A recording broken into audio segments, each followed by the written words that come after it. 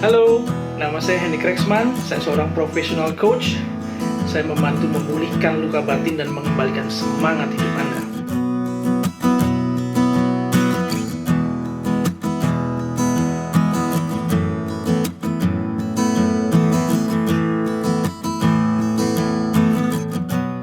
Selamat datang di channel Henry Kreksman, channel pengembangan diri terbaik di Indonesia. I hope so. Video ini video bonus dari seri Lingkaran Perubahan Batin Anak. Saya telah mengumpulkan 5 pertanyaan yang kerap ditanyakan pada saat sesi Quest Parenting. Saya akan membahasnya satu persatu dan saya yakin Anda akan mendapatkan manfaat meskipun hanya 5 pertanyaan, tetapi it's worth it. Oke, mari kita mulai. Pertanyaan pertama, Coach, apakah ada hal lain yang mungkin bisa mempengaruhi perilaku anak selain dari pengaruh perubahan lingkaran batin anak?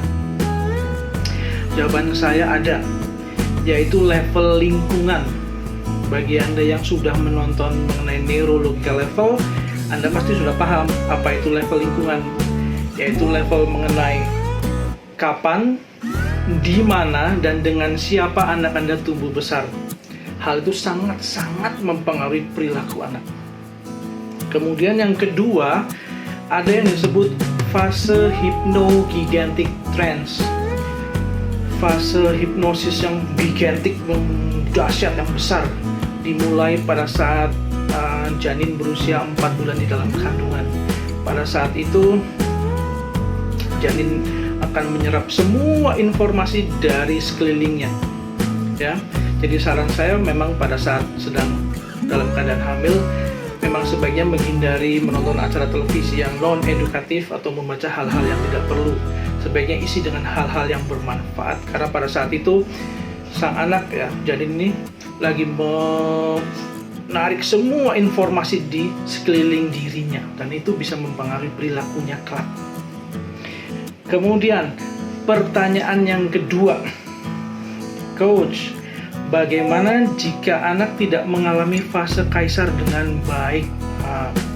Fase kaisar ini fase yang dimulai usia 0 sampai 7 tahun, di mana si anak bilang, "Mah," atau "Ayah, Bunda, itu punyaku, aku mau ini, aku mau itu milikku." Nah, itu fase kaisar. Pertanyaan tadi, bagaimana jika anak tidak mengalami fase kaisar dengan baik? Oke. Pertama, biasanya dia akan tumbuh besar dalam pola pikir yang fixed mindset, ya, demanding, apa-apanya harus, pokoknya. Itu kadang-kadang nggak baik untuk pertemanannya dan untuk keluarganya kelak, karena akan menjadi seseorang yang rigid emosinya kaku, tidak fleksibel, ya. Jadi pokoknya biasanya bilangnya kayak gitu, ya, menuntut, demanding kepada pasangannya, nanti kepada anak-anaknya, kepada lingkungannya juga. Itu anak yang tidak mengalami fase kaisar dengan baik akan seperti itu. Jadi saran saya pada saat fase kaisar memang Anda benar-benar hadir untuk dirinya, dan seperti yang sudah saya sampaikan di video sebelumnya, ya, Anda dapat mengetahui lebih banyak di video sebelumnya. Kemudian pertanyaan yang ketiga, Coach, pada usia berapakah gadget, ya, atau gawai sebaiknya diberikan kepada anak? Ini pertanyaan yang kadang-kadang sulit untuk dijelaskan, ya.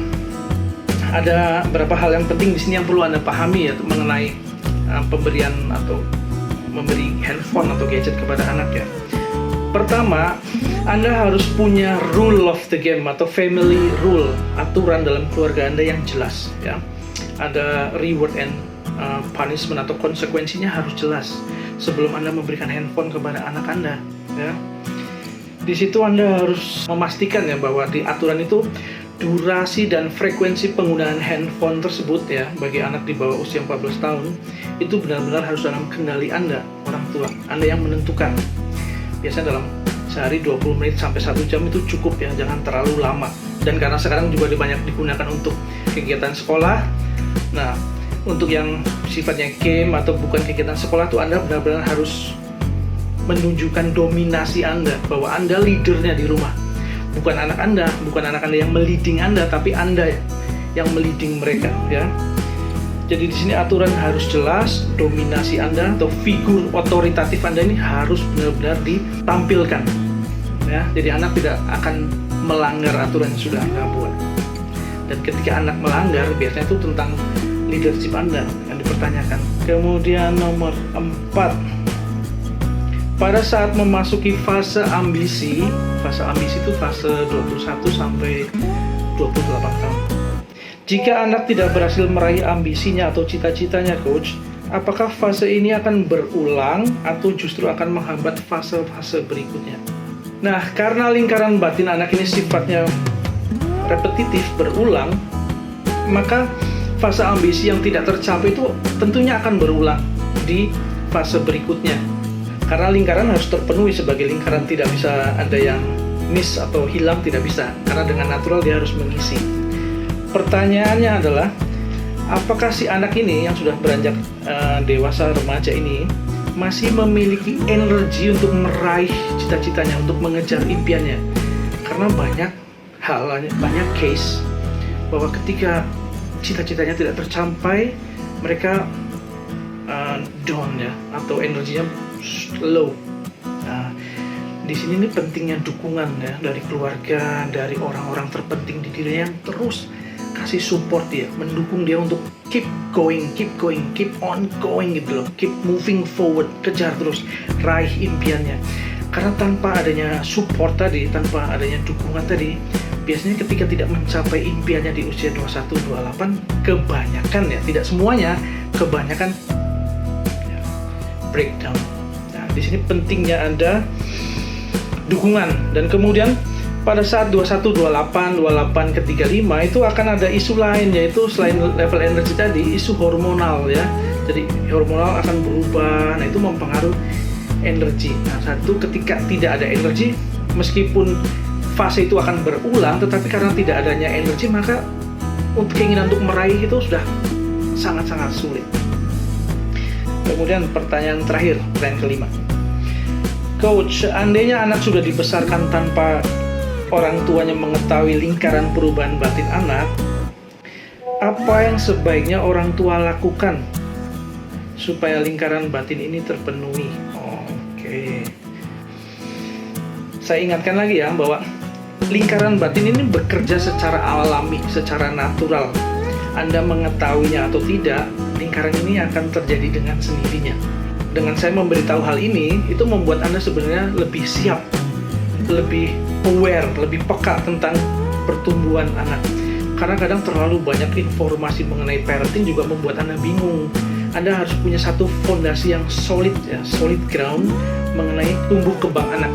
Seandainya sudah dibesarkan tanpa orang tuanya tahu gitu ya mengenai lingkaran perubahan batin, ini akan berulang repetitif tadi, dan Anda akan lebih siap kalau Anda mengerti tentang lingkaran perubahan batin. Dan kemudian jika ada lingkaran yang belum dialami oleh anak, Anda sebenarnya tidak perlu khawatir ya, karena lingkaran itu akan kembali. Yang justru Anda khawatirkan adalah Anda mengenalinya tidak, bahwa itu sedang datang kembali kepada diri anak Anda. Karena kadang kalau tanpa Anda mengenali hal itu, Anda akan kok anak saya melakukan ini lagi ya, itu jadi problem. Catatan terpenting ya yang wajib Anda ingat, bahwa lingkaran itu akan terjadi dengan sendirinya. Dan begitu Anda mengetahui tentang lingkaran perubahan batin, Anda akan lebih siap hadir untuk anak Anda. Anda perlu ingat ya, Anda itu penting untuk anak Anda. Kehadiran Anda, level presensi Anda, hadir bersama dia dalam tumbuh kembang itu sangat-sangat penting.